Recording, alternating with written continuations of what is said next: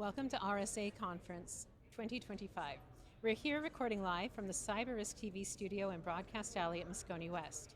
I'm your host, Mandy Logan, and joining me for this interview is Rob Allen, Chief Product Officer at ThreatLocker. Welcome, Rob. Thank you, Mandy. Good to be here. Yes, you had a little bit of a harrowing experience getting here. I don't want to speak about it, to be honest. It's too fresh. It's too fresh, but we're here now, and that's all that's important. It is, and I am incredibly curious because going back to the title of what ThreatLocker wants to bring out to our audience today, it is securing the overlap where endpoint meets cloud. Mm-hmm. Now, my understanding with ThreatLocker being completely focused on endpoint security, how and why are you feeling like you've got to pivot to cloud right now? I wouldn't describe it as a pivot to cloud. Okay. I would describe it as solving some of the problems with cloud that our customers have. We are an endpoint protection platform. Our focus has always been on the endpoint, 100% on the endpoint, because realistically that's where most of the action happens. It's where most cyber attacks start. But equally, customers have concerns. They have aspects of their infrastructure that they're worried about. I mean, Office 365 is probably the biggest one right now because a lot of organizations use it, and it's a prime target for bad guys. So it's one of the things that we have tried to address for our customers. Again, a lot of the developments that we make, a lot of the things that we do come from customers saying, hey, it's really cool all of those other things you do, but could you do this as well? Okay. And some of the could you do this is our crazy talk and things that we can't do or we're not going to do, but some of them are logical extensions of everything else that we do, and helping people to secure their cloud environments is one of them. That's interesting, because I was actually curious on whether or not you as a company had gone, hey, so many people use Microsoft 365, we need to also pay attention to this, or it sounds more like it came from the customers. It's a bit of both. Okay. It's a bit of both. With most good ideas, we kind of have inklings of where people's problems are, but equally customers say, hey, it would be cool if you could do this as well. Even we look at ourselves as a customer because we use our own software, we use our endpoint protection, obviously, we use Office 365. Office 365, how would I put this, is always a concern. I mean, there's so much information out there. I mean, you're a stolen token away from a data breach in a lot of cases. I mean, in my previous life, I worked for an IT company back home in Ireland before I joined ThreatLocker. And again, stolen credentials, phish credentials, email takeover. I mean, I won't say it was a daily occurrence, but it was quite a regular occurrence. And I mean, over there, you've got GDPR to worry about, you've got data protection laws that you need to concern yourselves with. But I mean, it's the same here. The problem is the same. And despite all the attempts, it's not one that's been solved. Because, I mean, saying, 2FA everything. Absolutely, everybody should 2FA everything. But even as an organization, I mean, we've got 550, 600 staff. Not all of them have phones. So 2FAing all of them is not that easy. And as I said, even if you do have 2FA, then token theft is a serious concern for a lot of organizations as well. So it's something we can help with our cloud control. Absolutely, and I'm also curious now, I got to attend Zero Trust World, which was fantastic, and one of my highlights was speaking with your special projects team. Yes. And of course I had a lot of questions about ring fencing and about other aspects, so I'm curious, whenever you saw this rise, this need, and go, wow, we need this, did you feel like you already had the staff in place that was going to handle it technically? Yes? Oh, absolutely, yeah. Absolutely, yeah. Okay. I mean, we're very much of a mindset of if we need to make something, if we need to do something, we will build it. We've got an incredible development team. They can turn things around, as quickly as any. We've got, as you said, the special projects team are incredible. That's fantastic. And look, they have the best job in the world because people just throw wild things at them and say, go and investigate this, or how do we solve this problem?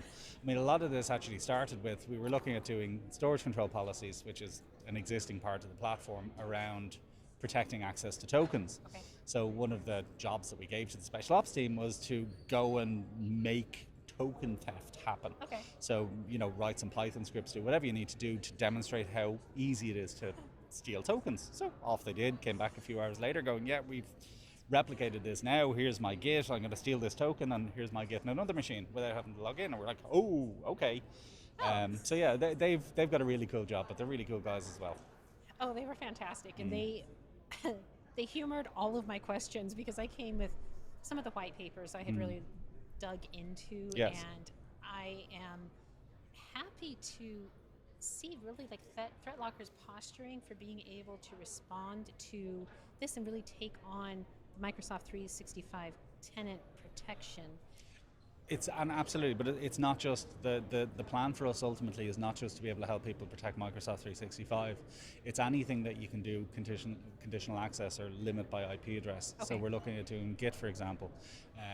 It's something again we use ourselves. It's something that you're able to lock down access by IP addresses, and the whole idea behind our cloud control is that we're going to be able to take the IP addresses that we're gathering from people's machines and people's phones, and we're going to be able to send them to whatever cloud service it is, and say, hey, allow these IP addresses connect and block everything else. I mean, it's pretty much, it's a mirror image of what we do with network control. It's just expanding that idea of network control to cloud. So network control, general idea is to block by default and permit by exception. So only allow the devices dynamically that need to connect to connect. This is exactly the same thing, but for cloud services. So Okay. as I said, we're looking at doing Git, we're looking at doing G Suite, we're looking at expanding into other cloud services that will allow or be able to take those IP addresses in and allow access to them. Excellent. Now I'm trying to work out in my mind how this enhances or what additional help does this give to your customers with the rise of non-human agents across every I don't want to say silo domain. It's just like across every single thing that is attached to the internet. Yes. So, with the rise of non-human agents, do you feel like that has changed endpoint protection or your focus, or is it still just well blocked by default and you still have the same coverage? The beauty about the approach that we take, the beauty about the deny by default, permit by exception approach is that generally speaking, you don't need to respond to individual threats or individual tactics or individual techniques, or whether it's coming through AI or whether it's coming through a human being. I mean, fundamentally the principle is the same and the solution is basically the same. So that gives us as an organization a lot of freedom, and rather than having to respond to each individual threat, each new thing that's happening, we know that denying by default, the reality is it's probably going to stop it anyway. Right. So it gives us a lot of freedom to look at other ways that we can expand on that concept. So as I said, the likes of storage control, it's the same principle. It's restricting access programmatically, or what programs can access what data. It's like, as I said, network control. We're blocking inbound network connections dynamically, or allowing rather inbound network connections dynamically and blocking everything else. So it's just new ways of expanding on that same core concept of default deny. So my understanding is you have three separate products, right? Cloud Control, Cloud Detect, and Patch Management. Now, is Patch Management a separate product? Patch management is a separate product, yes. Okay. And can you explain more of what that is? Sure. So patch management, the reason we decided to do patch management, and again, a lot of these things that we end up doing are kind of logical extensions of what we're doing anyway. Right. So obviously network control, as I said, it was a logical extension. Patch management, the reason it's a logical extension of what we're doing is we see all the files that are in a system. We see everything that's being executed within an environment. Your traditional patch management system, and full disclosure, we used a patch management, a third-party patch management solution ourselves, which for the last 6 months has been going, everything is fine. Nothing needs patching, everything is up to date, you've got nothing to worry about. And we were like, okay, that's fine. We turned our own patch management system, which, as I said, is looking at the individual hashes of the files rather than what's in the registry and the add remove programs. And we discovered that we had 413 machines running 28 out-of-date pieces of software. But it's, again, comes from the visibility. It comes from the fact that we can see everything. We know what's on your machine. We know what's running on your machine. We know what's out of date. We know what's up to date. And therefore we can give, and again, it doesn't matter if something is in a downloads folder, it doesn't matter if it's portable executable, all those things that your traditional patch managers are going to miss, we can see, and therefore we can tell you it's a problem and also patch them. Interesting. Do you feel like that is a step toward autonomous patching? Well, we can do that as well. You So are? we can Okay. actually set up what are called patch policies. So a patch policy could be, well, look, I want Chrome to be kept up to date in my environment.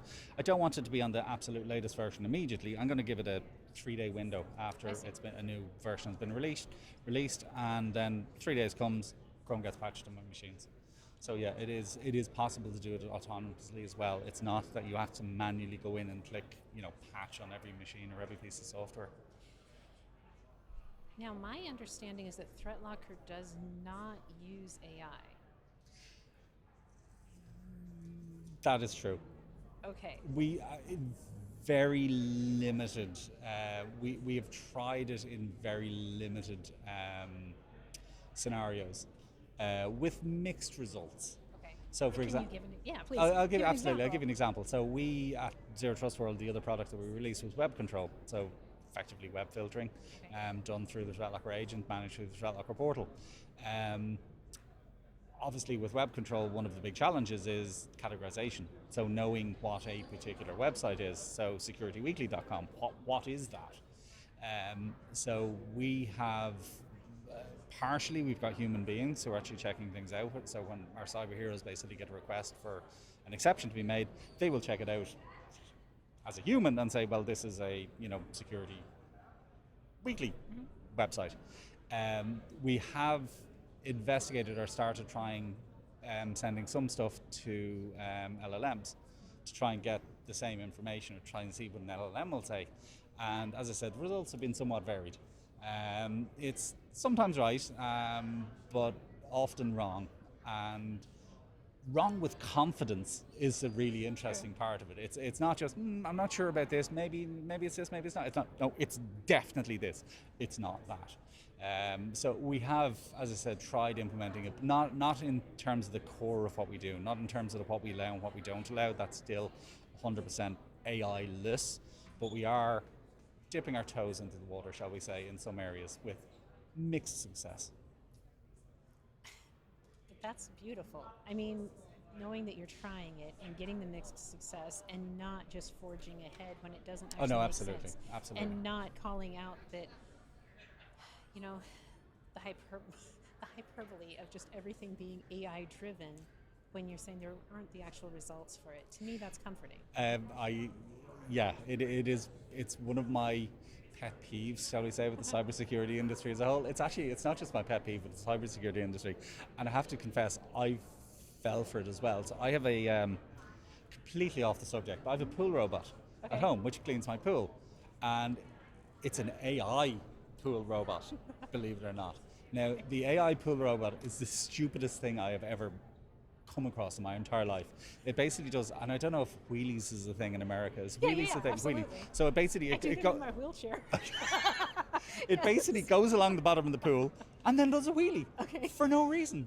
But this is my AI pool robot. So as I said, And it's not current. It's not because no. It just feels uses- okay. I'm going to do a wheelie. I'm going to pull a wheelie now. But yeah. So and again, I bought it because I thought, ooh, AI. Yeah, I don't know what it's actually brought to the. If I'd be far happier if we just go around the pool and pick up stuff. But no, it decides wheelies are the appropriate thing for a pool robot to do. Or this is Rob deciding that AI can't have fun. Look, I'm not going to stop. I'm not going to stop anybody from having fun, but just not when you're supposed to be doing other things like cleaning my pool.